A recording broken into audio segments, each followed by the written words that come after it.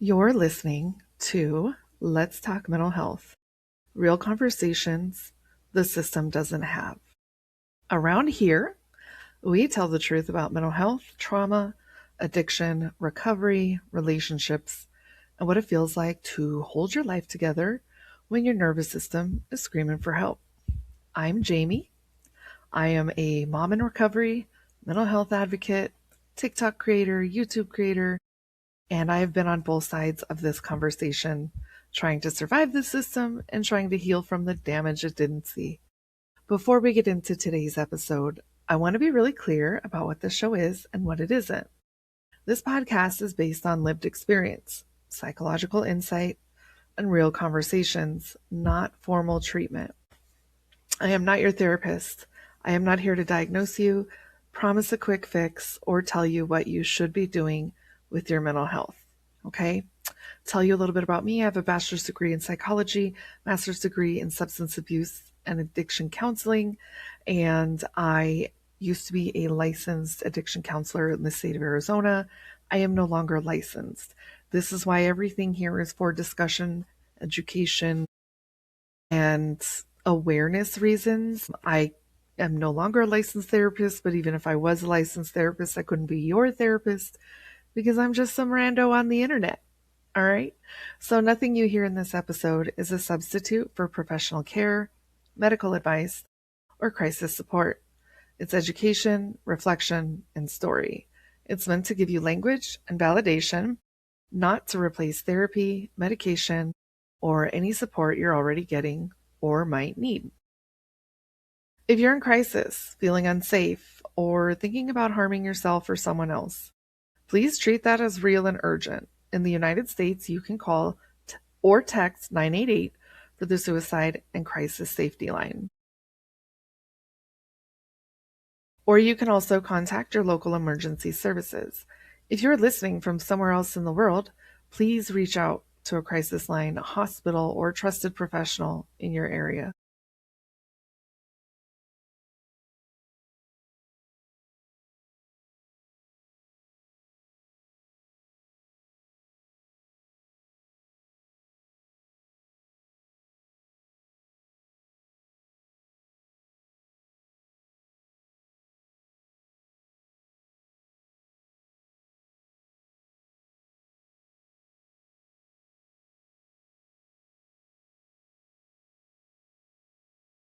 Baby. Yeah. Love you.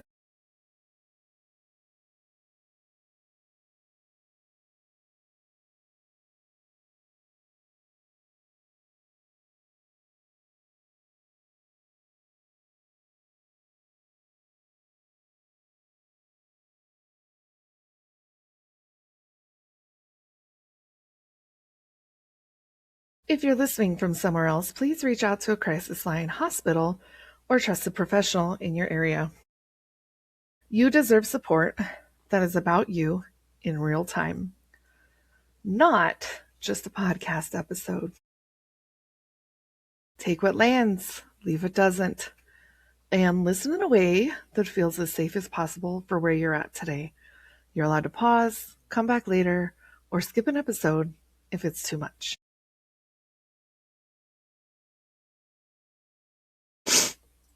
Okay, now that we've got that housekeeping out of the way, let's get into today's conversation.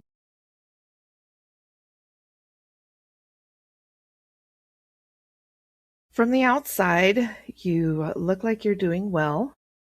You show up to work, you take care of everyone, you're the reliable one, the strong one, the person that people call when their life is falling apart. You pay your bills, you answer your texts, and eventually you might even crack jokes and post on social media. But what nobody sees is how quietly you're breaking. You're not in bed all day. You're not crying 24/7. You're not the picture people have in their heads when they think struggling. You're the one who keeps functioning while your body and your brain slowly tap out behind the scenes. Now, this episode is for the high functioning people who break quietly.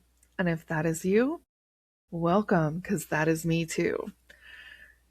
The ones who are praised for being strong while their nervous system is running on fumes, those are the high functioning people who can break quietly.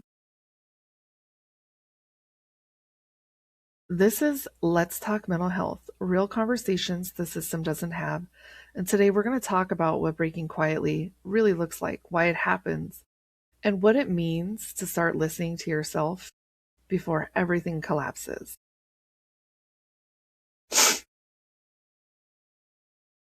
What do I mean by high functioning and breaking quietly? When I say high functioning, I'm not talking about some cute productivity flex. I'm not saying, oh, wow, look at you, you're so put together. I'm talking about the version of you that can keep doing life, work, parenting, caregiving, creating, showing up for people while you feel completely drained, numb, or detached on the inside. High functioning in this context means you're still performing, you're still checking boxes, you're still keeping the plate spinning. And because of that, people assume that you're okay.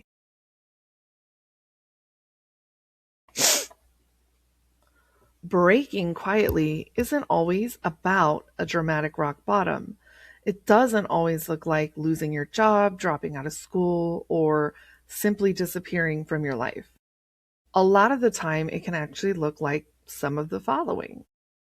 You stop answering messages, but you're still showing up where you have to. You don't feel much of anything. You don't have big highs, you don't have big lows. You just have this flat, heavy, going through life on autopilot feeling. You might feel like you're going through the motions. You may meet your deadlines and you may take care of people, and then you collapse when nobody's looking. For myself, I would always avoid the breaking quietly by staying as productive as possible. But then when I would go to bed at night, it would all hit me. So this is a thing. On paper, you might look fine. Inside, you are slowly shutting down. And that's what I mean by high functioning people breaking quietly. High functioning people, we tend to be super productive, and sometimes people don't know, like, we're hanging on by a thread. So, why do high functioning people end up in this position? Well, I want to talk about how we get here because this does not happen in a vacuum.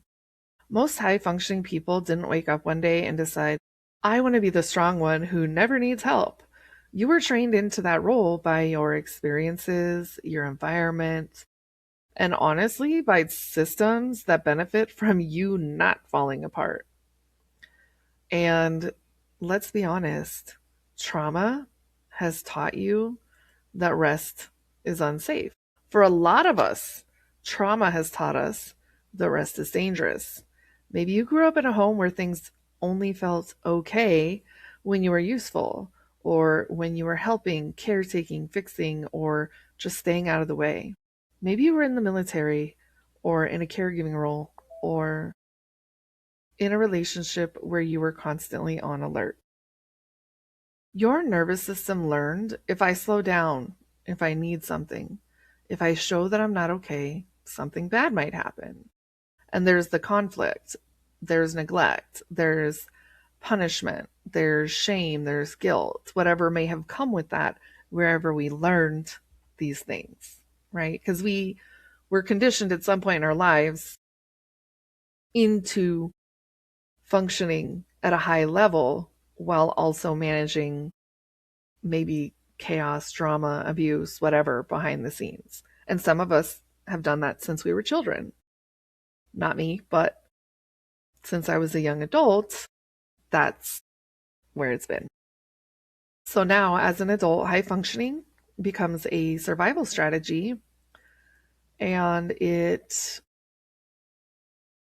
leads to keep moving, keep moving, keep moving, keep producing, keep smiling, pretend like you're okay, because the idea of collapsing feels more threatening than the actual burnout that you're living in.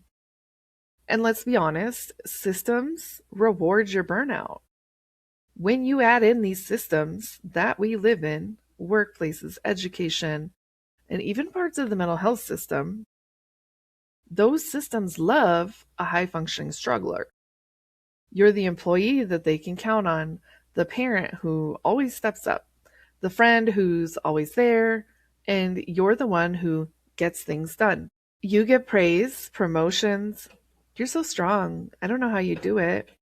But nobody asks you what it is costing you.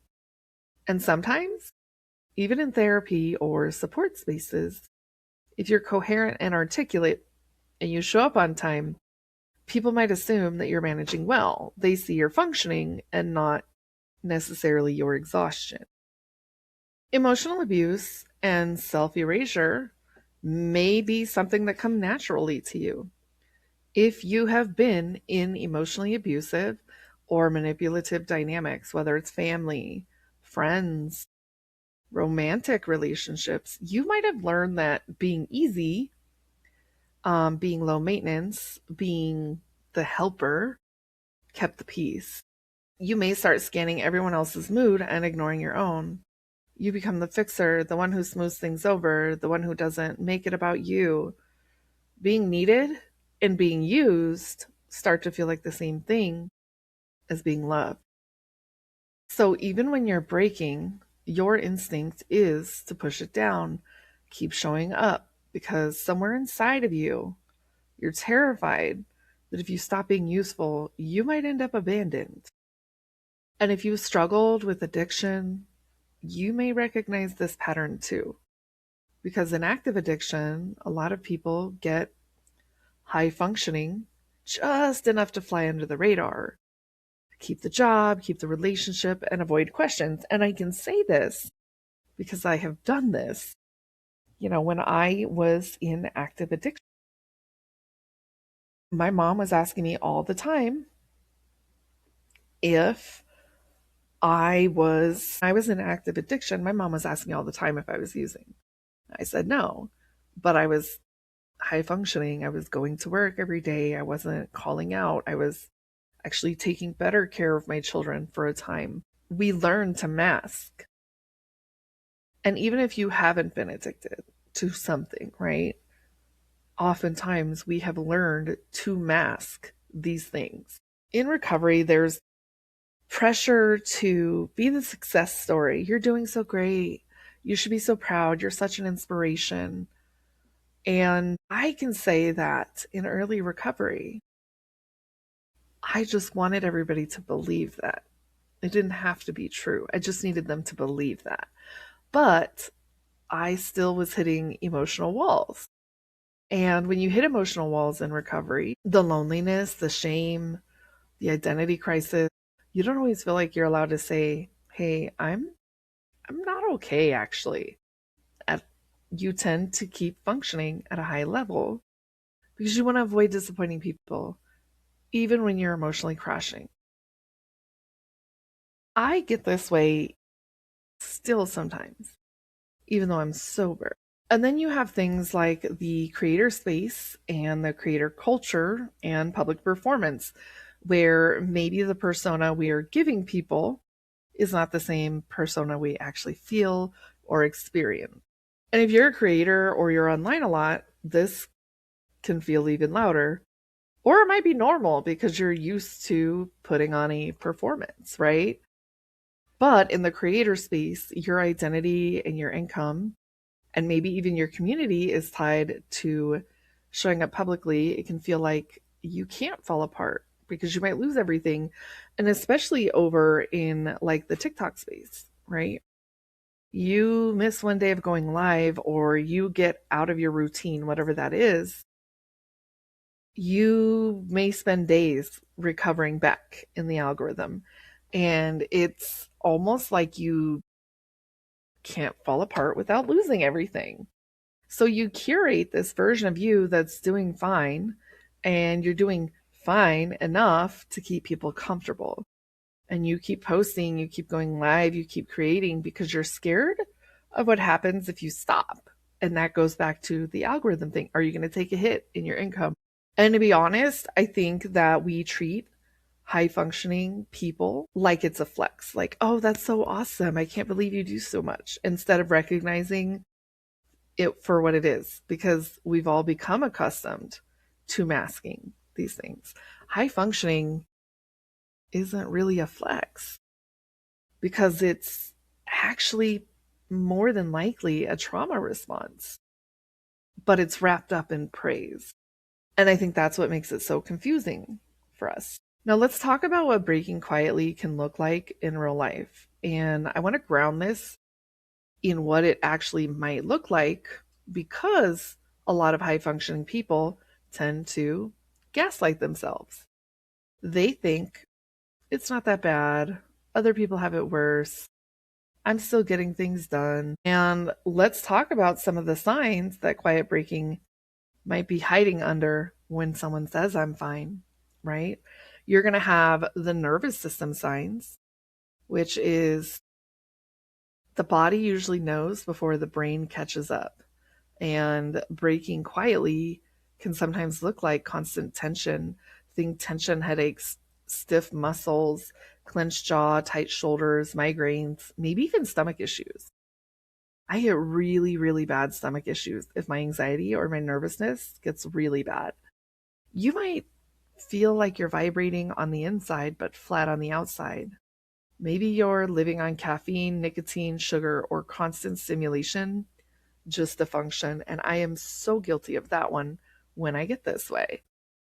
Sleep is either non existent or you just never really feel rested and you wake up tired. You may also notice emotional patterns because emotionally breaking can look like not feeling joy or just feeling relieved when nothing goes wrong that day, or maybe crying in safe places like your car, the shower, late at night, on your phone, in the bathroom, or even feeling numb. Not like the dramatically depressed all the time, just numb, checked out, detached from your own life. And I like to call this dissociation because you feel like you're watching your life play out in front of you and like you're not even part of it. And then you're going to have your cognitive signs. And mentally, you might notice you forget simple things, but can remember everybody else's needs. Your self talk sounds like other people have it worse. I should just be grateful. I just need to push through. I'll rest when things calm down, even though things never actually calm down. You can explain your trauma, your diagnosis, your patterns in detail, but you don't feel like you're allowed to actually be impacted by them. And then we have relational dynamics. And I think this is probably one that doesn't hide as well as some of the other ones. I could be wrong, but I just feel like this is the first sign that I see in others or in myself. And that is relational dynamics. In relationships, breaking quietly may look like not asking for help, but offering it instead, always, constantly. And when people are asking how you are, you're like, oh, I'm fine. I'm just tired. It's no big deal. But you are exhausted. You may also feel incredibly lonely around people who believe that you're doing great. And I think that this can actually lead to the imposter syndrome, right? Because so and so is praising you, but you feel like, I'm not really actually doing that good, And I can tell you from just my own experience that my quiet breaking seasons didn't look like the dramatic rock bottoms that people always imagine.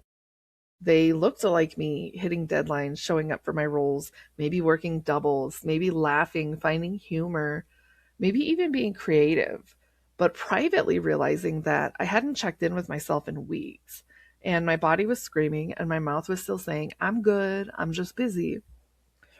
And one thing that I've noticed during about those seasons of my life is one of the things that I've noticed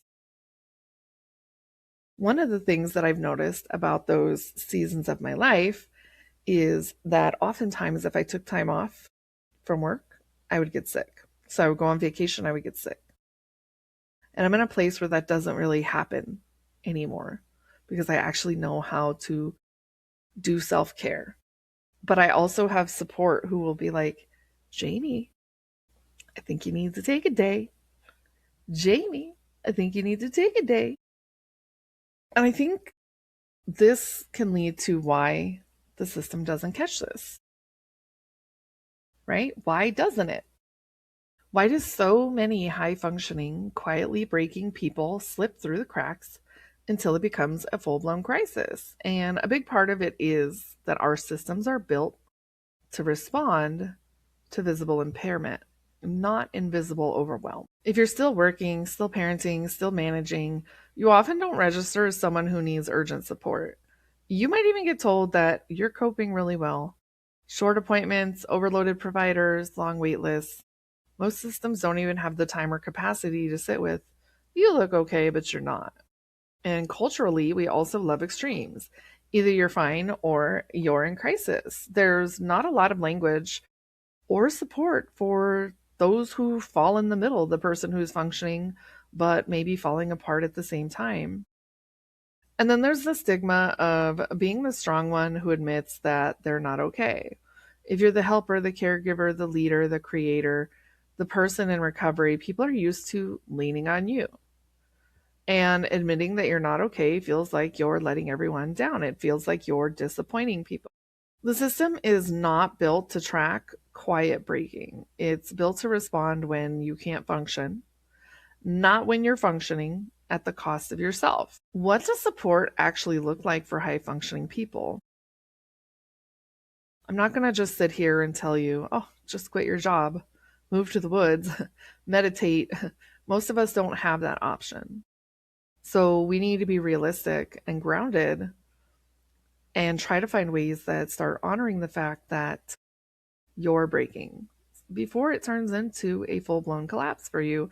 And at this point, especially with the state of our insurance being what it is here in the US, you're going to have to rely on yourself to take care of yourself because the system are not really built to actually give a shit about us.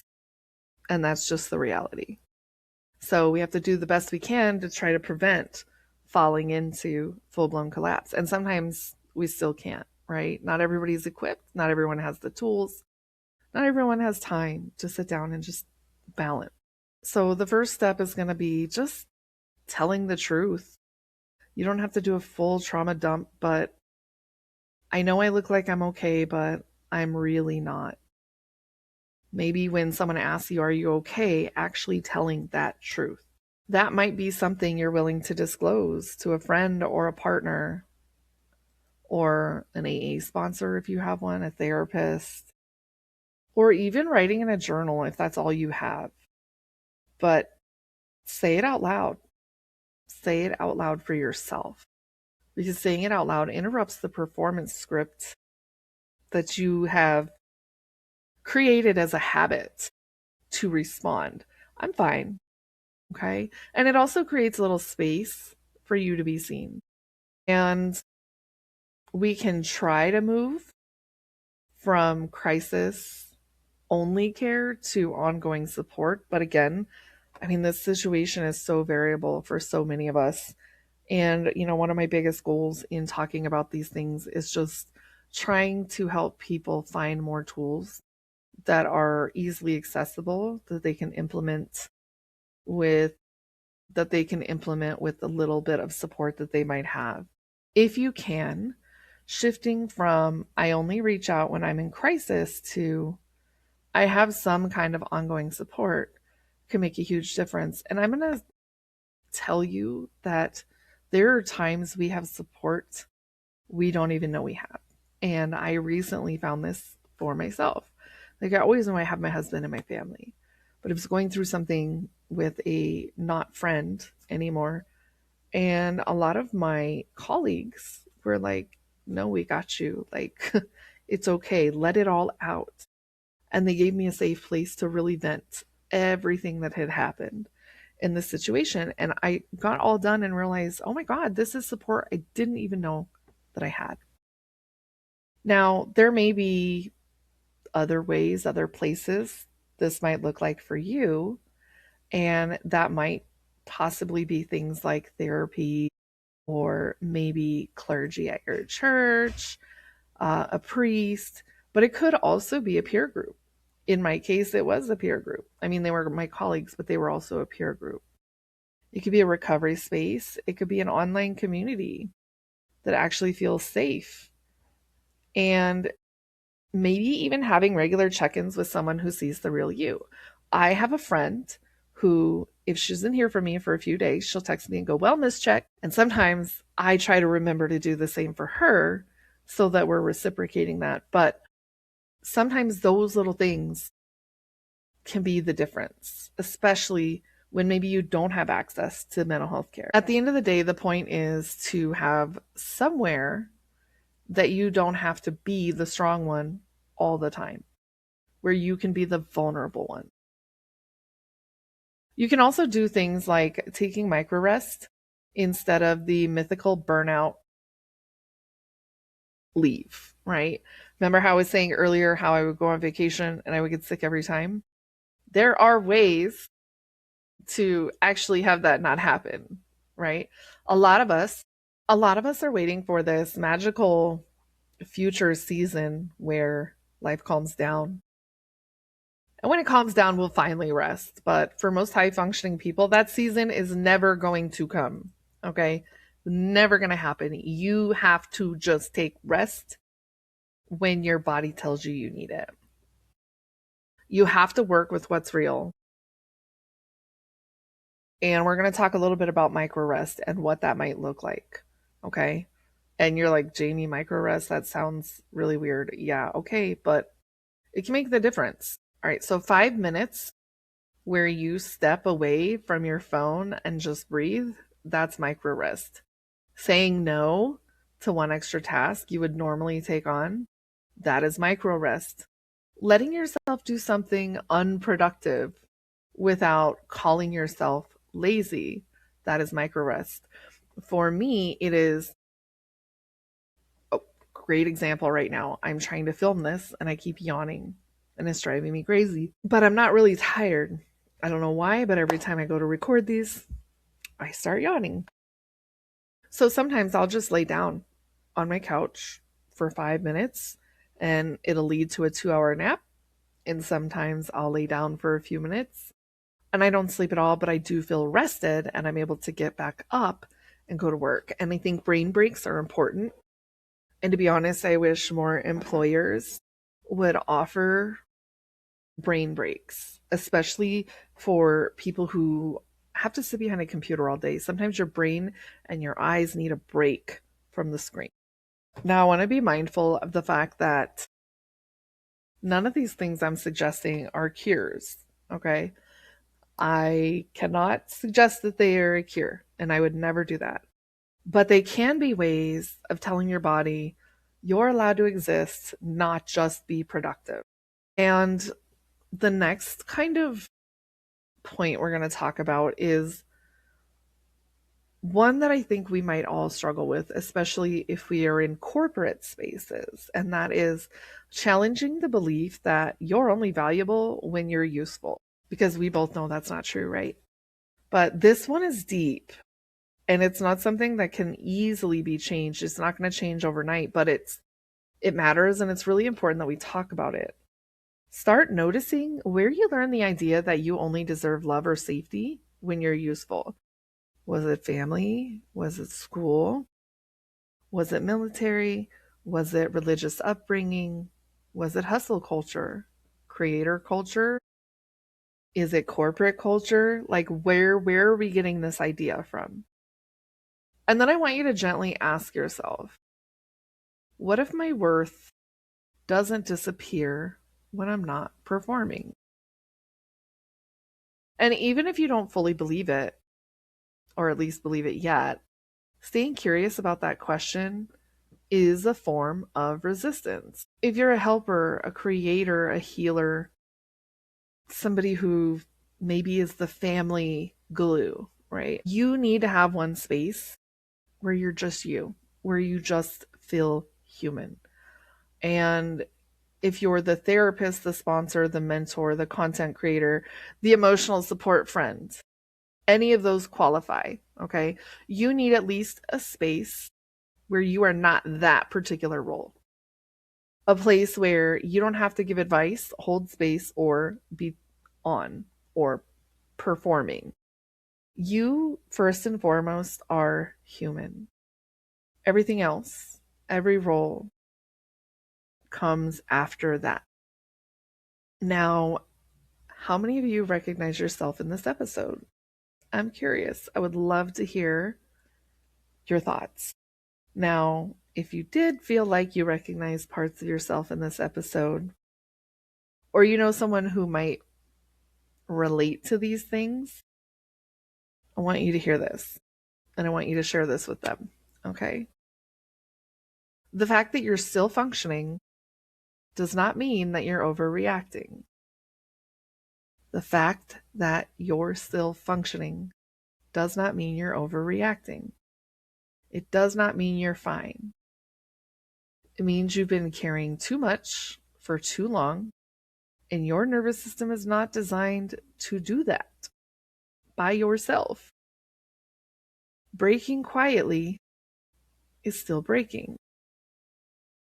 Breaking quietly is still breaking.